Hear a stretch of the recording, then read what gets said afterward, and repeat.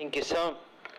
Mr. Chairman, there's a question about labor migration and Kenyan jobs. It is quite instructive. I watched the morning interview or vetting whereby Mheshimiwa Musalia Mudavadi talked about the 480 billion shillings that are remitted from overseas, 350 to 480 billion shillings.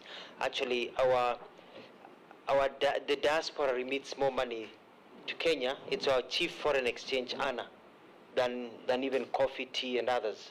And we'd like to grow this, but need to be done in a very, very organized place. And so it is important for us to take advantage of this. There is no system as there is in Philippines, for example, whereby the government goes out to teach people how to look for jobs overseas and also train them and give them opportunities to find jobs. So if I am confirmed, I'm going to set up a unit in the ministry to teach Kenyans and also guide Kenyans on how to secure jobs overseas. How do you qualify for a job overseas? How do you become competitive? Because Kenyans are very bright. Kenyans are very well educated, they are very good, they can get jobs and they can remit money, but they have not been given an opportunity and shown. I'm also going to ask our embassies to be telling us, so we can tell Kenyans and publish widely, of opportunities that Kenyans can be able to look at and be able to go into the private sector, but also more so into the United Nations and other international bodies, so that Kenyans are also over there. One of the things that we'd like to do is also, we'd like to get our Kenyans overseas to save, because they're remitting a lot of money. Our president has been talking about Kenyan saving. We'd like to also get our Kenyans overseas to also save. Let them save here so that we can be able to borrow that money that is saved here or use that money. We've been talking about an infrastructure bond for years. We'd like to get that infrastructure bond realized so that Kenyans overseas can say we build that highway with our money from overseas. We also want to set up a network so that when you send your money here, you know the money is being used for the right use as a member of the diaspora. The second question was about the pending bills by Mheshimiwa Mule, Mr. Chairman, through you. And I was also surprised to see in the news about 2.8 billion, but what I had on my records was 1.6 billion from the control of budget. And we have a plan of how this money, and it was very clear how the money will be paid.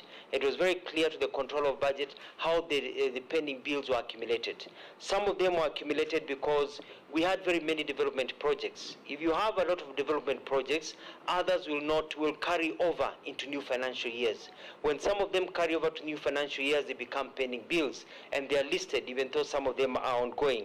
There are others whereby we had talked to the control of budget that we had said as a government I would not be able to pay them because they are white elephants. There are some things that were listed where a school was built, but you go to the ground, there's no school built. If I paid that pending bill, then I would be arrested and locked up because that is corruption. So that is how some of them have accumulated. There are others which really are real. We have poor exchequer, we're able to correct, and it's a challenge. We're dealing with the first 10 years of devolution. It was about balancing everything, getting everything going, but by the end, I'm very confident that I ran a very good government that was recognized, that had a lot of success in many, many areas, that was able to be an epitome or an example to many other counties. Mheshimiwa, through you, Mr. Chairman, talked about victimization of Kenyans through the cartels, and it is true. I have some tricks up my sleeve, and I don't want to speak about them publicly right now because you know these cartels will work on them. But I can assure you, within a few weeks,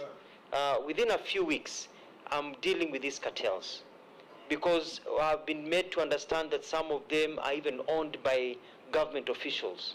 And they're going to do everything because they're making tons and tons of money out of our people. And some of the things that we want to do is that it's a clear recording. If you're going to send our kids overseas for work, you need to have a record of who you are sending. You need clearance by the foreign ministry, not only by the labor ministry. And when they arrive in that other country, we like to get within 2 weeks to know which home, their domicile, and where they are working. If we don't get that list, then that organization will not be allowed to send any other person to that country ever again until that is met. Furthermore, it is the right of every Kenyan to bear their own passport upon themselves. And we are going to tell the Kingdom of Saudi Arabia that the Kenyan passport belongs to the Kenyan. And you only surrender your passport if you're getting a visa and others. You cannot surrender your passport because you're working. And if they can't agree for Kenyans to keep their passports among themselves, let's go to other countries. We don't have to go there and be slaves because they take our passports and we can't even travel anywhere. So we are going to ensure some of these things are not taken for granted. It's all about the government putting down its foot and saying, we are friendly nations, let's treat our people with respect.